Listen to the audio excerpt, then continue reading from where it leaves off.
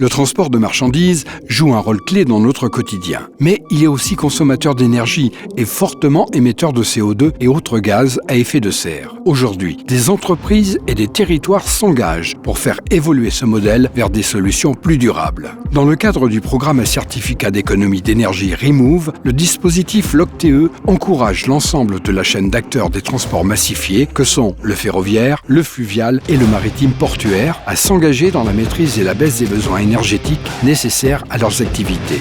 L'objectif, accompagner les opérateurs dans la mise en œuvre d'actions concrètes pour améliorer la performance énergétique du secteur et réduire les émissions de gaz à effet de serre.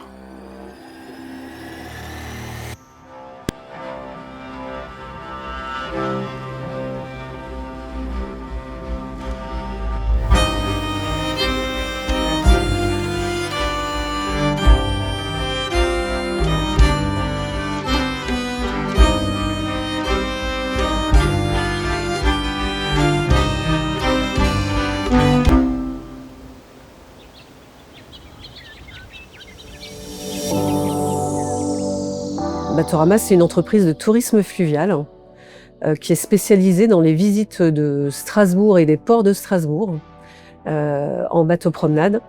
On transporte en moyenne 750 000 passagers par an, ce qui fait de nous la première attraction payante du Grand Est. Nous avons 12 bateaux, il y a 10 bateaux promenades. Sur ces 10 bateaux promenades, il y a 8 bateaux qui fonctionnent au thermique, un bateau hybride depuis l'an 2000 et un bateau full électrique depuis 2025. On a donc un bateau événementiel qui est thermique aussi et le petit bateau de plaisance Naos qui est 100% électrique aussi. Batorama a toujours eu une sensibilité par rapport à son impact environnemental puisque en l'an 2000, en fait, on a fait construire un bateau hybride, le Gustave Doré. Donc quand on dit hybride, la propulsion est 100% électrique.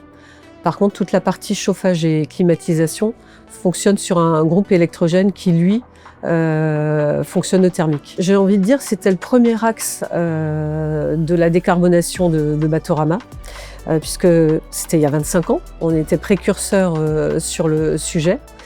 Et en 2017, en fait, on a introduit dans l'ensemble de notre flotte du gaz tout liquide, donc qui est un carburant certes d'origine fossile, mais qui est nettement moins chargé en NOx par rapport au diesel.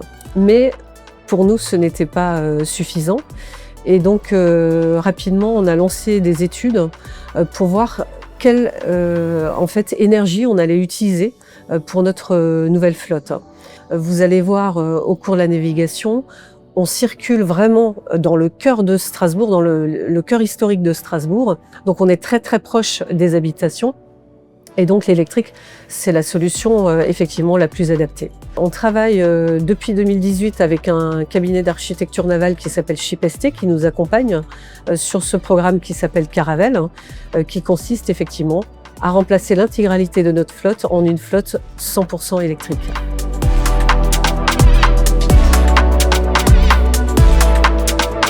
On jongle tous les matins, l'exploitation jongle tous les matins sur le choix d'un bateau couvert ou d'un bateau découvert. Avec le Strasbourg et les prochains bateaux, en fait, on a une verrière qui est escamotable. Ça veut dire que les vitrages latéraux rentrent en partie dans la coque, les vitrages sur la partie supérieure remontent sur la partie zénitale, ce qui fait qu'on passe d'un bateau couvert à un bateau totalement découvert.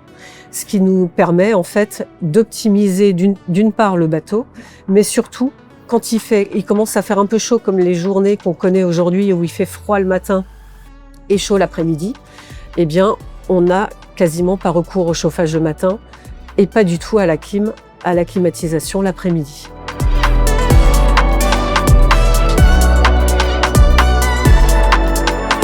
J'ai été contactée par l'OCTE, par l'ADEME directement, pour me proposer d'intégrer le dispositif.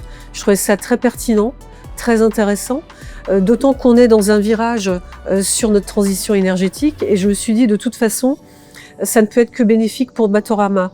D'une part, pour la méthodologie de collecte des données, parce que quand on discute avec les entreprises qui font leur mue énergétique, c'est souvent le point crucial et difficile à gérer. Et donc je me suis dit, on va nous accompagner sur ce point-là, et c'est vrai. Ça, c'était la première chose. Et la deuxième chose, je me suis dit, ça va me permettre aussi de benchmarker et de partager les bonnes pratiques avec mes pairs. Et ça aussi, c'est intéressant. Le plus avec l'Octave, c'est que là, c'est vraiment une collecte de données qui est axée sur la consommation d'énergie des bateaux, pas sur le reste de l'entreprise.